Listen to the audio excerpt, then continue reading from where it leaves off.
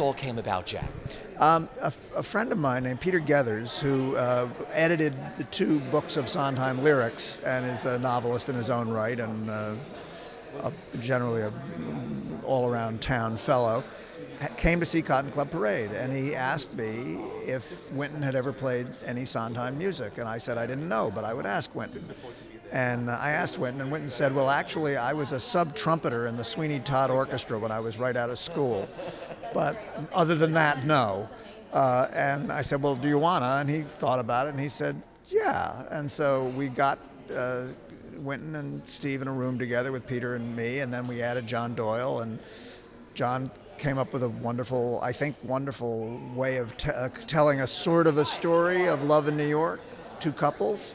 And Steve gave Wynton a whole bunch of songs that he thought might be useful for jazz treatment, and Wynton winnowed them down a little bit and said, I think I can make hay with this one, but I don't know what I would do with that one. And then that became kind of the master song list, and then John took that list and turned it into an evening, and Wynton went off to arrange it with his arrangers at Jazz at Lincoln Center, and here we are.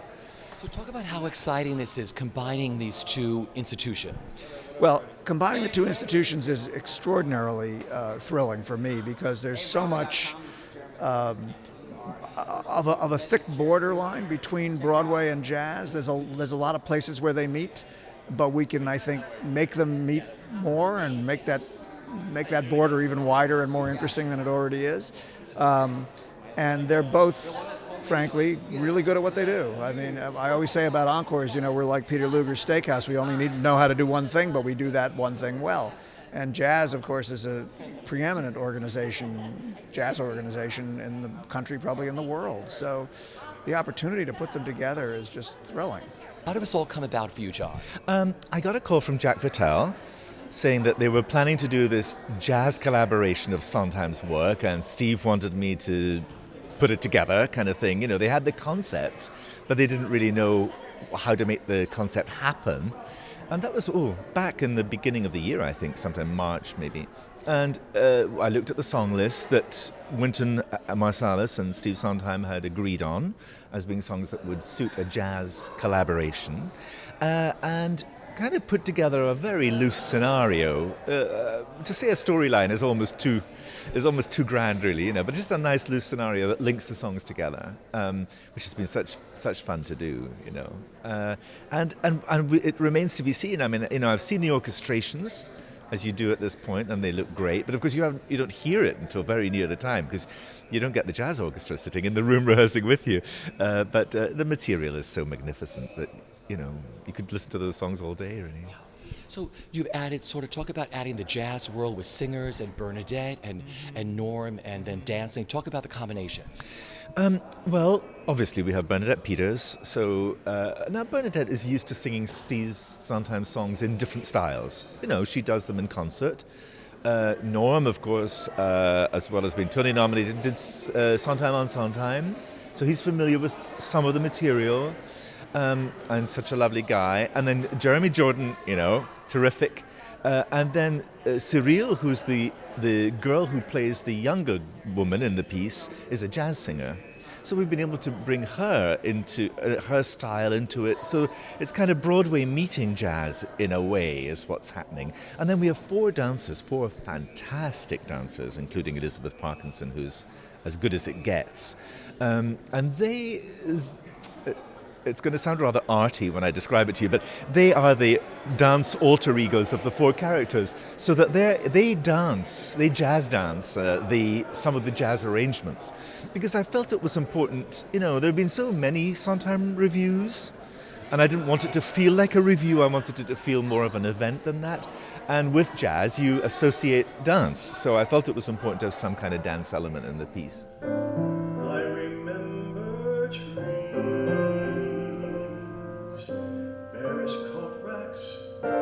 Spread like broken umbrellas, and parks and bridges, ponds and zoos, ruddy faces, muddy shoes, light and noise and bees and boys.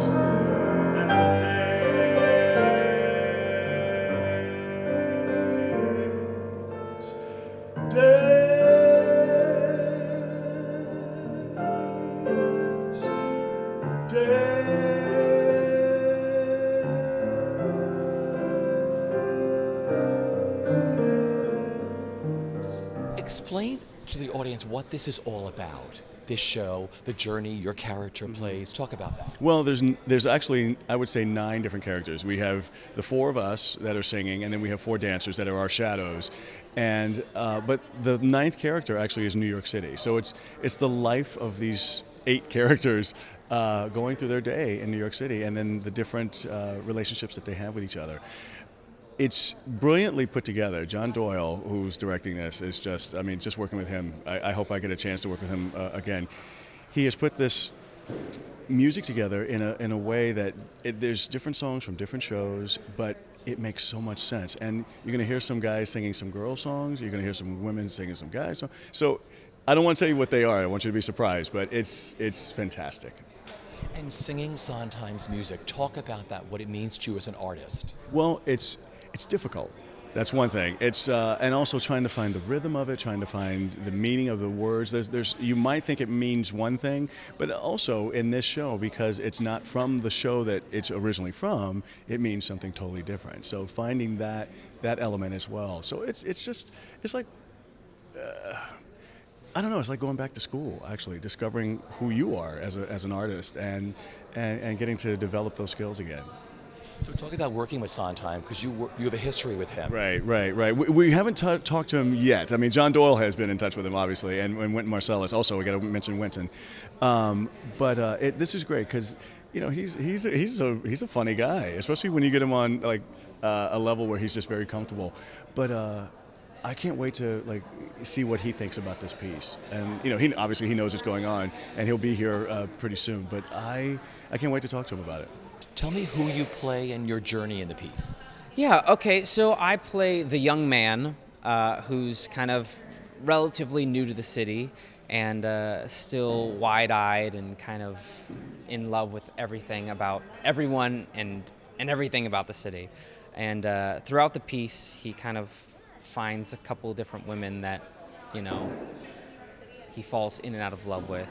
And you see him start to become a little bit jaded by the city, and I think he really shows that journey of the young, hopeful person coming to New York, and how New York can really start to get you down, but how you can sort of rise above it at moments. And it's a very interesting piece, and I get to bring a lot of myself to it as well, so that's fun. Let's talk about singing Sondheim songs, what that's like as an artist. I mean, there's no one better than him. Yeah, I mean, we were talking about this the other day, and Sondheim switches gears so much, and our musical arranger David Loud, he's added about 3 times more key changes because we're all singing the same song, kind of overlapping with each other, and it's really interesting to kind of see how these characters wander and to make that make sense for yourself, and to find the intricacies in the repetition of a lot of his songs. And the lyrics are just so beautiful for some of them, and so simple for the most part. And it's funny because his music is so complex at times, but the lyrics are always simple. They're always totally understandable, totally relatable, and you get it in an instant. And as a performer, there's a lot of things that can mean a lot of different things within those lyrics, and we've used those to our advantage, because we've taken every song in the show out of context from whatever show it was in originally, and we've made them mean something totally different. And we haven't changed a single lyric, and it totally works. Somebody always there, sitting in the chair where you want to sit. Always, always. Somebody always there, wanting you to share just a little bit. Always, always. Then see the pretty girls smiling everywhere from the ads and the TV.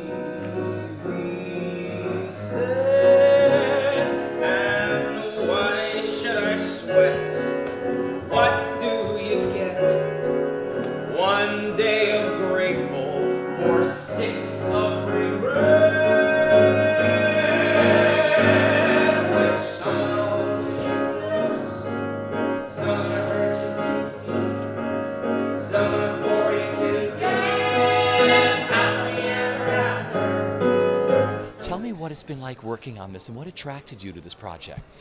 Well, I like challenges, and for me, this was very different than what I'm used to doing. And first, there was the Wynton Marsalis part, which I always wanted to work with him, and I am a jazz singer myself, so it was really attractive. And then the music of Stephen Sondheim, I never really sung it before, and I wanted to discover this repertoire. So talk about working on his songs. I mean, he is the perfect songsmith of combining lyrics and music with emotion. So talk about what that process has been for you as a jazz singer. Well, his songs are very humoristic, and a lot of times they have double meanings. So you have to really, really search what it means for you, in order to give the emotion that you want the audience to feel from you. So it's some work, because also I am a character in this show, and I am not Cyrille, and so it's very different than when I'm singing jazz. I am Cyrille when I'm singing jazz. And you must like that, playing a character. Is this something new for you? Is it fun? Yeah, it's very fun. I love the acting part. I had so much fun with it. I love becoming someone else. So talk about working with your director, John Doyle, what this whole process has been like working with him as a director. Well, he's great. I don't even know how because I see him as he directs us, as he tells us, okay, so at this point you're going to go here, and then he doesn't even take notes or anything. And I see his papers, there's not even anything written on it. It's all from his head, and it's just genius.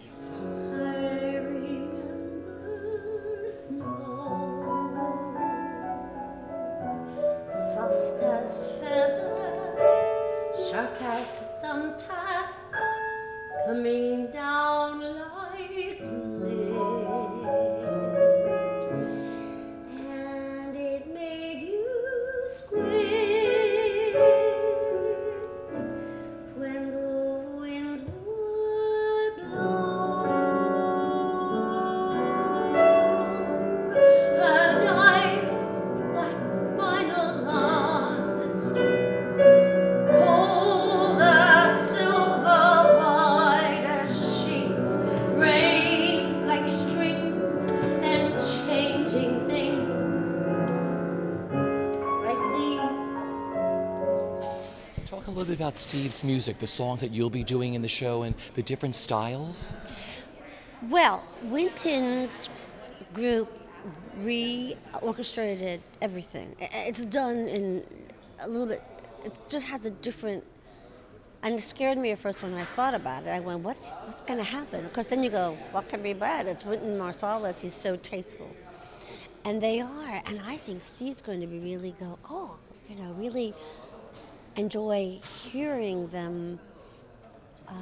They don't go off to left field where you don't know what it is or recognize. It's just his sound expressing this music in that way, but totally authentic to the lyrics and the melodies too. And of course, when Steve Sondheim writes something, you think, well, that's the ultimate way that should sound. That's the only way we should do it. But the orchestration takes things and moves them, and they work gorgeously, just beautifully. You know, you are a muse of Stephen Sondheim. I think you're his greatest muse. I think you sing his music the best of everybody, and I've heard so many people do this. What is it like singing Stephen Sondheim's songs and living in his music and his lyrics, Bernadette? There's nothing like singing. He's given, I'll write to him and say, you've given me something to sing about. He's given me ways to express emotions and express feelings and express ideas and thoughts. And it's just makes it so interesting for me to come on the stage and live through those moments and those feelings and the fun of them, some of them, and he's got a great sense of humor, and I guess there's nothing like it, really. Is there anything you can tell us about the songs you're doing without giving too much away? Can you tell us anything about the music? Most of them I've never done before. Maybe one and a half I've done before, but the rest of them, most of them I haven't done before. No one to hold you too close. No one